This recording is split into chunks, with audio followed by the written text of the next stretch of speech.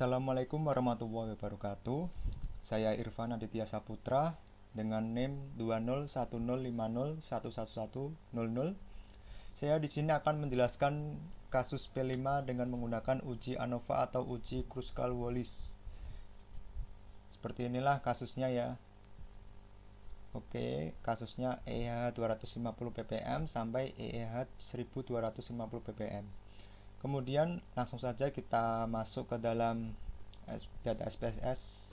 Kemudian klik variable view-nya, kita tulis name-nya karena di kasusnya terdapat 5 data. Kemudian kita ketik di name-nya ini 5 data, yaitu EH 250 sampai EH 1250. Untuk width dan desimalnya kita biarkan 8 sama 2. Kemudian labelnya kita tulis EH 250 ppm sampai EH 1250 ppm. Kemudian measure-nya kita buat scale semua agar bisa terbaca datanya. Kemudian masuk ke data view. Oke, seperti inilah setelah saya masukkan. Kemudian selanjutnya kita akan melakukan uji Shapiro-Wills untuk mengetahui datanya terdistribusi normal atau tidak, dengan cara klik analyze, kemudian descriptive statistik, kemudian klik explore. Oke, untuk semua datanya dari EH 250 ppm sampai EH 1250 ppm kita masukkan ke dalam dependent list. Kemudian untuk displaynya kita buat plots. Kemudian untuk pengaturan plotsnya kita nonkan. Kemudian deskriptifnya kita uncheck semua. Kemudian normality dicentang. Kemudian klik continue. Kemudian klik OK. Kita tunggu. Oke, seperti inilah hasil outputnya yang keluar. Kemudian kita lihat di kolom test of normality-nya. Terlihat di sini di signifikannya EHA 500, 750 sama 1000 itu di lebih dari 0,05.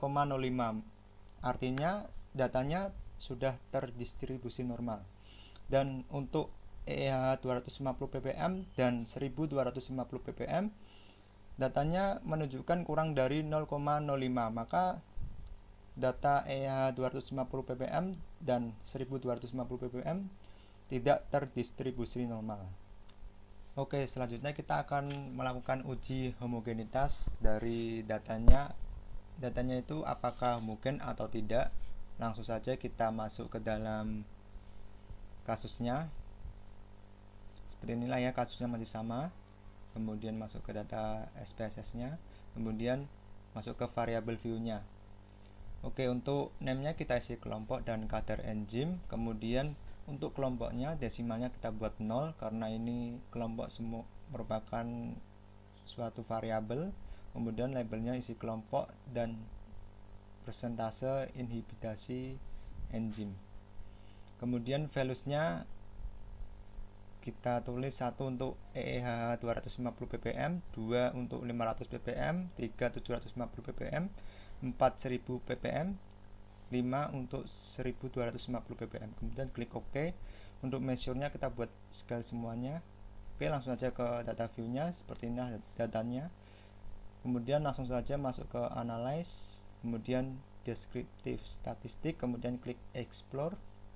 Kemudian untuk faktor list-nya kita isikan kelompok ya. Kelompok kita masukkan ke faktor list. Kemudian dependent list-nya kita isi persentase inhibisi enzimnya. Kemudian display-nya kita biarkan bold. Kemudian statistiknya kita biarkan seperti ini. Kemudian plots-nya kita blocks plot-nya kita centang yang non. Kemudian deskriptifnya kita uncheck semua. Kemudian centang yang normality plots with test ini. Kemudian untuk kolom spread versus level with relevant test ini kita centang yang power estimation. Kemudian klik OK.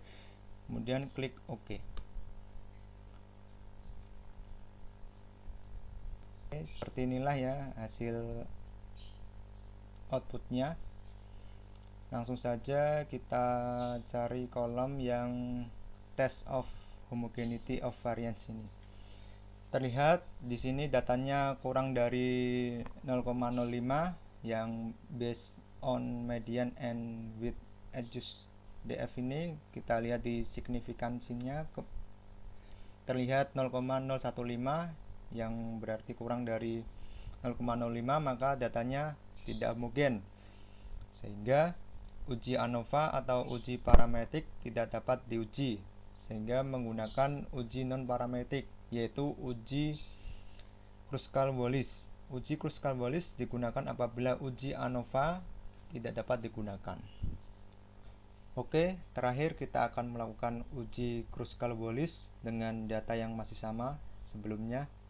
Langsung saja kita masuk ke dalam analyze, kemudian non-parametric test, kemudian legacy dialog, kemudian K independent sample. Oke, untuk tes variable listnya kita isi inhibisi enzim, dan grouping kita isi kelompok. Kemudian untuk define range-nya kita isi minimumnya 1, maksimumnya 5, karena kita di sini menggunakan 5 data. Kemudian klik continue, kemudian untuk tes tipenya kita centang yang Kruskal-Wallis, kemudian klik OK. Oke, seperti inilah hasil outputnya. Kita lihat di kolom tes statistiknya, terlihat di asymsiknya itu 0,000, yaitu kurang dari 0,05, maka dapat disimpulkan bahwa datanya terdapat perbedaan yang signifikan karena kurang dari 0,05. Oke, cukup sekian dari saya. Apabila ada kesalahan kata, saya mohon maaf. Wassalamualaikum warahmatullahi wabarakatuh.